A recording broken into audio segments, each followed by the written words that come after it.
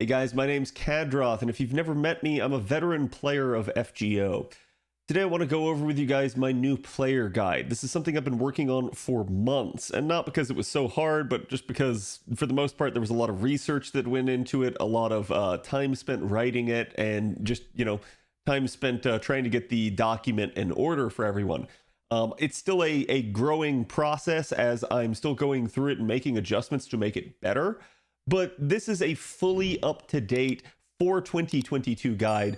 It's got the latest and the greatest info, and that's the whole point of it. I wanted to do it in a Google Doc so that I could keep it up to date in perpetuity, as opposed to some other guides that have to be, either a website has to be updated and changed, or someone has to go back and re-release a new video. My goal here was to try and make this so that this is up to date. So if you're watching this in the future and you might be thinking, well, is this still relevant and accurate? The video itself might not be, but the document itself should be.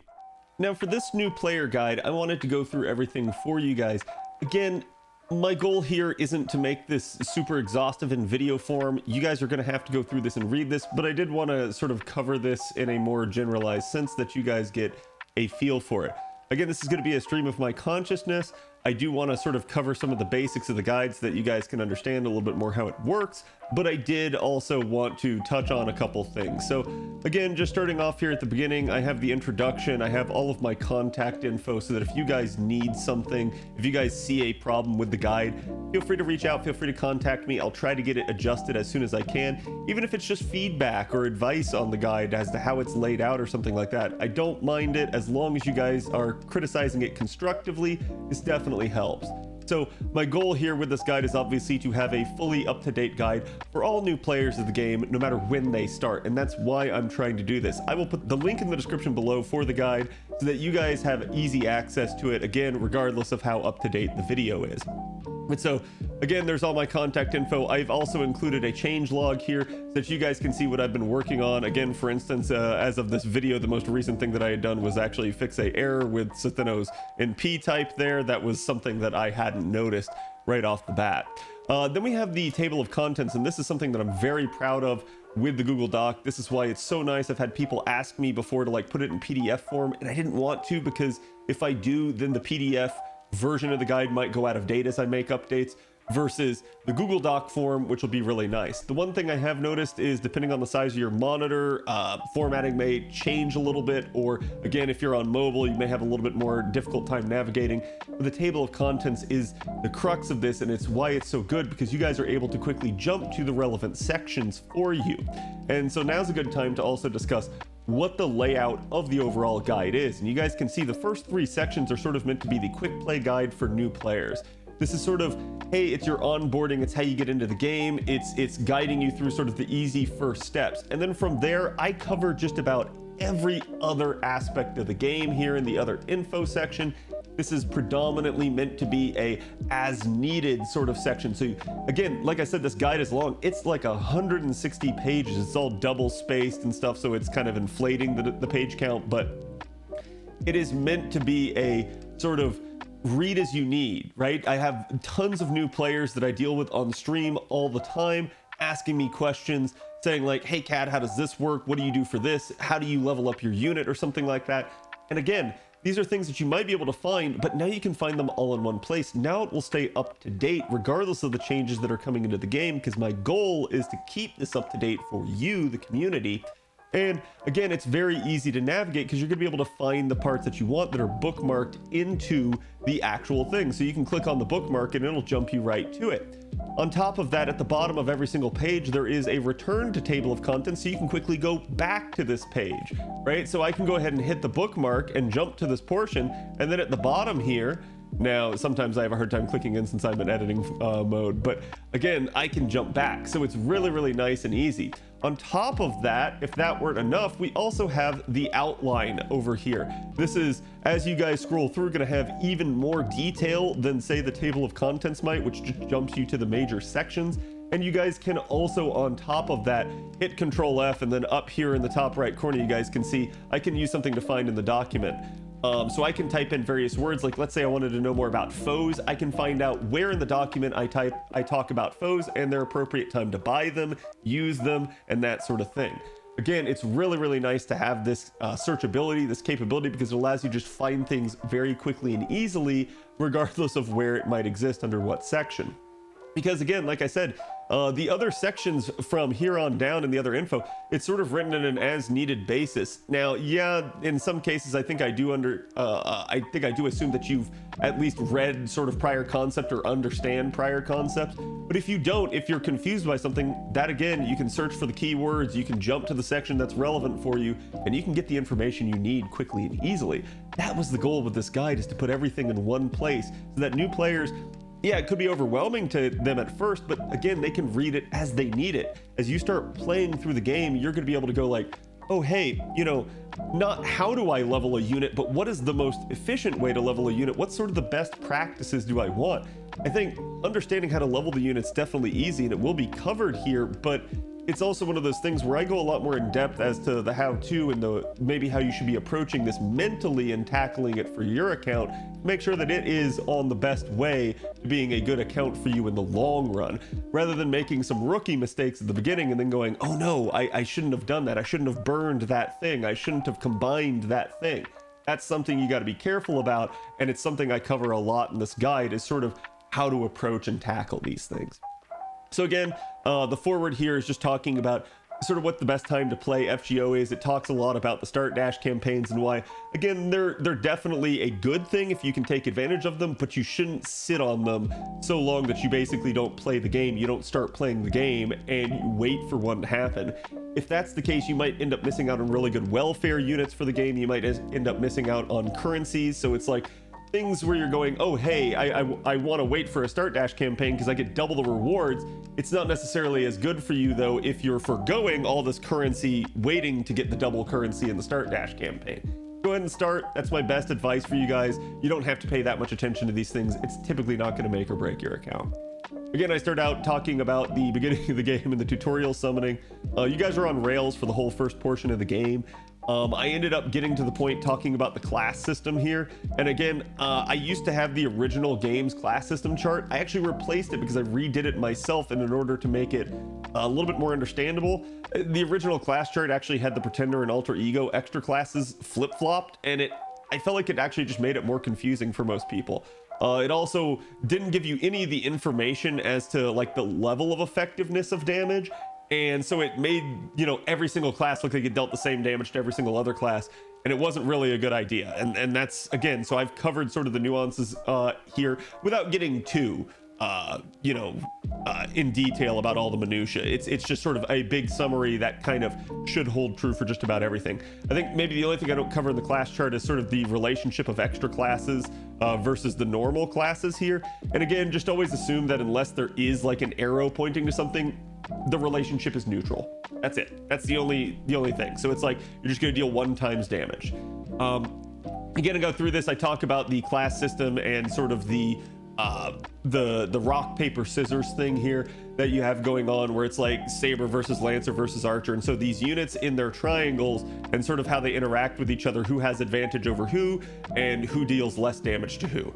So that's, again, something that's really integral to the FGO system. Understanding that will make you a better player. Highly recommend you guys read this and understand it. And then I get to the tutorial roles section here because, again, this is something that it's just, you're on rails up until this point. This is the point where it's like, okay, now you have to actually roll for a unit, and you can't get an SSR. You can't get a 5-star here, which is the highest rarity in the game, but you can get an SR.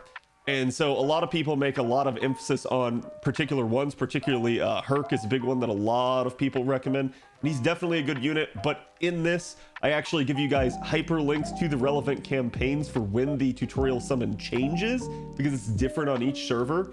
The JP server is the current up-to-date server. Every other server is somewhere behind it. The NA server, which is the second most popular, is basically our 2 years behind server. And you might be thinking, oh wow, that's really far behind. That sucks. Like, you know, I would rather start on JP. You can. There is a little bit of a barrier to entry for, you know, being able to read or something like that. But I'm someone that plays both servers, so you don't have to worry about that. I have all the relevant information for both in here, and I actually tell you guys when you guys can expect certain things coming on the NA server when that happens. But the big thing with this is, again, that the tutorial summons roster, the pool that you can choose from, basically changed here. You don't get to actually choose. It's still a random gacha roll, but this is the available units by which you might get from that initial roll. So a lot of people will tell you this is the time to re-roll to get a specific unit that you want. I'm someone that, guys, I went through this and I covered every single one of those units. I gave you a hyperlink to their page on the wiki. I talk about any relevant units in comparison to them.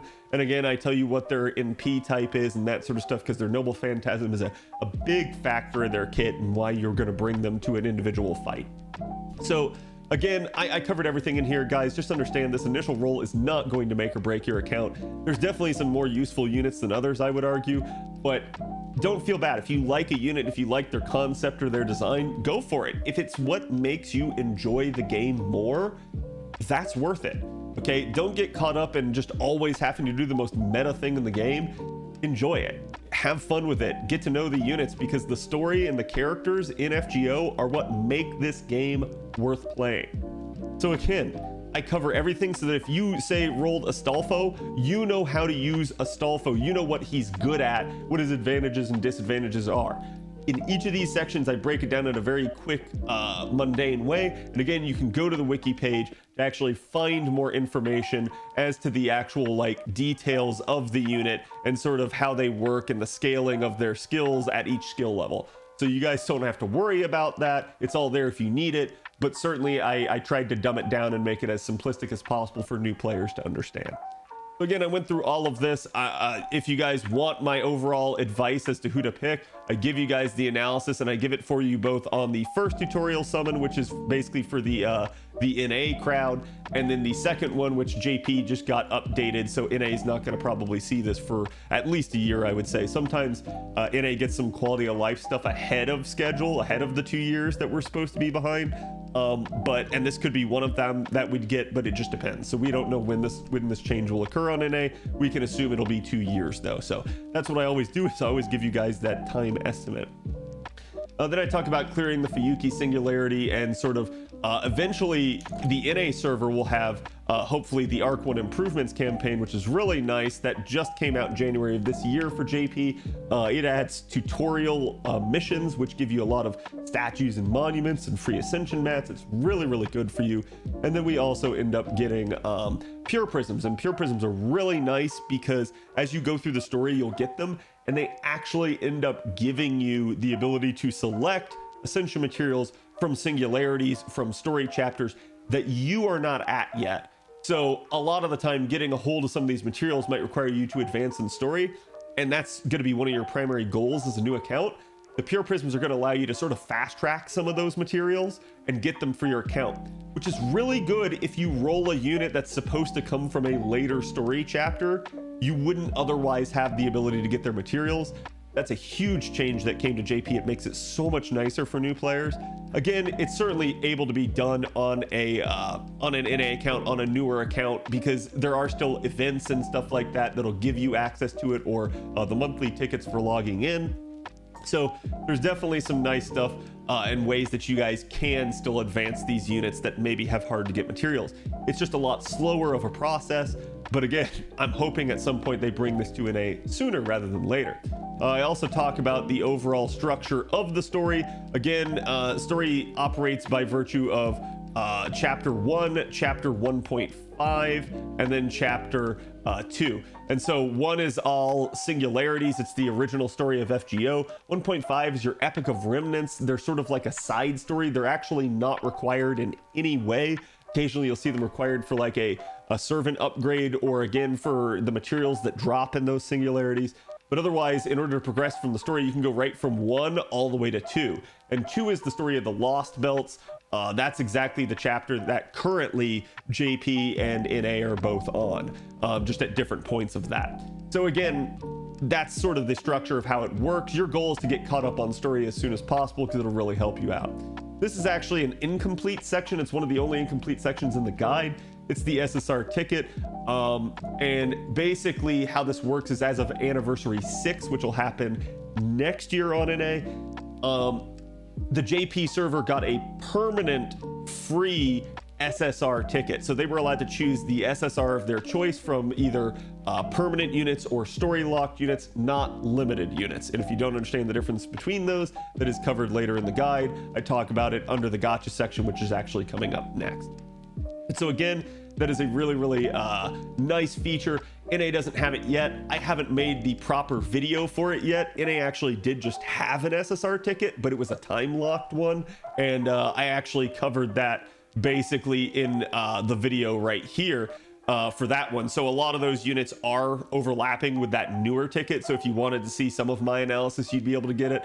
And again, I did link you to the actual page where it talks about the new permanent SSR ticket. So if you guys are starting on the JP server, you can definitely get some advice there for that. But for most of you guys, I'm going to probably advise you to start, at least for now, on the NA server to get a idea of sort of how the game works. It's a little bit easier for you in that regard. There's definitely some nice quality of life on JP that NA doesn't have. But like I said, eventually all that quality of life will come to NA, and it might even come sooner than it's supposed to in a lot of cases. So I didn't cover this in totality. I do plan to expand this section, especially once I make the video for that, but that'll still be a little bit of ways in the future because it's still not due in for NA for another year. So again, that's still a really good thing that'll allow you to start the game with an SSR if you guys can take advantage of it. And then from here on out, guys, it basically starts transitioning into the sort of like need to know sections. So I talk about the gacha and rolling strategies, just in general, the actual ability to acquire new units. Again, they're referred to as servants in this game. There's multiple different types of gacha in the game. There's the friend point gacha and the quartz gacha. And then basically between each of those two, there's sometimes differences in maybe the FP gacha. And then there's also, again, different types of gacha within the quartz gacha. So there's the story banner, there's time limited banners, there's event banners and stuff like that. So all that's broken down in here. And again, I can go into it, but it would make this video ridiculously long. There's also a pity system that did happen just recently on JP as of January. Again, a lot of players are hoping this comes to NA sooner. It might, I don't know, but we have seen sort of over time as they don't bring gacha oriented quality of life to the NA server faster, but we'll see. Maybe they will. Again, there's also GSSRs. That's a big thing you guys want to know about. If you're a free-to-play player of all your gacha games and you're considering like maybe I want to spend some money on FGO, the best time to spend money is always your GSSR. A GSSR is your guaranteed SSR pull. So basically you'll spend a little bit of money to buy some paid courts, and that'll allow you guys to roll in the banner specifically of your choice one time, but that one time will guarantee you at least one SSR, and you can get multiple, but it will guarantee you at least one. So it's sort of the best bang for your buck. If you're going to spend any money on the game, do it on the GSSR because that'll get you an SSR guaranteed. Again, friend point gacha is actually really nice, especially now into the future here with servant coins. It's become really good. A lot of people for a while, I think, had begun to sort of neglect it, and it was only used as a way to get craft essence experience and fodder for leveling up your craft essences. Now it's really nice. Again, it's still got foes and stuff in there. I also talk about low star units here. This is a really good section, especially for you new players, because a lot of the times you guys start out the game, one of the most frequent questions I get asked is like, hey, what units do I level? Cat, I've only started out with, this unit from the tutorial role, or maybe like the SSR ticket unit that I started with. So who else do I go after? The low star units are how you're going to fill in. My general advice is to get a single target and an AoE character of every single one of the classes. And again, that's just going to be your general classes, those extra classes that we talked about earlier. They're hard to get your hands on at first. They typically are limited, and so it's one of those things where I consider them mostly to be a luxury, whereas the core base 7 classes are the ones that you guys need to have, at least decent options for all of them. Again, there's still benefits to having the extra classes, but sort of each one of the base classes is the ones you really got to tend to, especially early on in your account's life, because you're otherwise going to encounter a situation where like, let's say you're going up against an assassin and you're like, oh wow, it's a really high health assassin, what do I do? If you don't have a really good single target caster, you're going to basically end up in a situation where you're like, okay, well then I don't have a good effective counter to it. So you're either gonna have to take something that's neutral, or you're gonna have to take like a berserker, which would be really squishy, or an alter ego, which will only be semi-effective against it. So there are options, but it's like I said, where you just want to make sure that you have something to be able to counter everything that the game can throw at you within reason. Obviously there's going to be weird situations where it's going to call for specific kits of specific units, but typically the game isn't so hard that you can't beat it with at least a decent amount of people. This is where, again, we'll say that the value of low stars in FGO, the value of 3-star and lower units, is actually still great. Some of the best units in with regards to like their niche are still like 1-star and 2-star units in some cases, because it's just, they do one thing and they do it exceptionally well. A classic example of this is Arash, who kills himself, and you might be thinking, well, holy crap, Cad, killing yourself doesn't sound like a great thing, especially if you're trying to make it through this fight. If a unit kills themselves, it's one of the only ways that you can actually rotate the party outside of using a plug suit mystic code to do so. So it's really, really nice. It's really actually useful for certain strategies for rotating new units in and getting more abilities, more charge capability for your Noble Phantasm gauge, or again, more ability to buff your damage.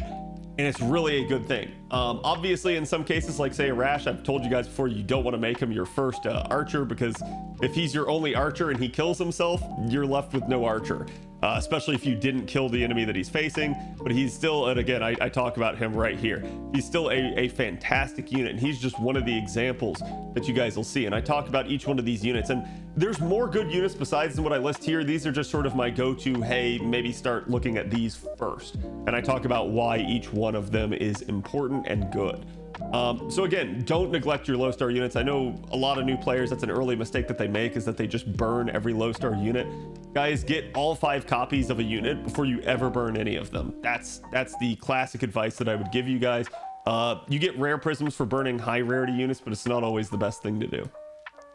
But again, I'm not going to go through the entire guide with you guys. I just sort of wanted to talk to you guys about this. I wanted to make people aware that it does exist, fully updated. It's going to be kept up to date, and that is my goal. It's my gift to the community. I love this game. I love being an advocate for it. So I hope you guys enjoy this. Again, at the end, the only other thing I'm going to cover here is I basically went through and put a list of all the resources that I use in this guide. So if you guys need a quick, like, oh, what was that one resource? I don't remember. You can come right here and you can find it. I tell you guys what it is. So it's all sorts of useful information amalgamated into one page. You have it all here. It's all available to you. And this is stuff that I think new players would love to have known existed. It's also links to various guides. You know, some of them are mine that I've covered, like the Pure Prism guide, where I talk about sort of how it functions and sort of maybe the strategy behind how to use them.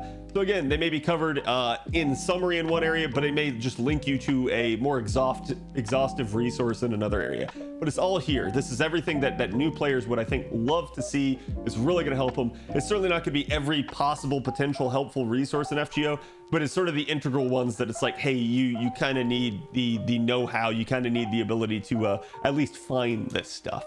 So it'll definitely help you out a ton.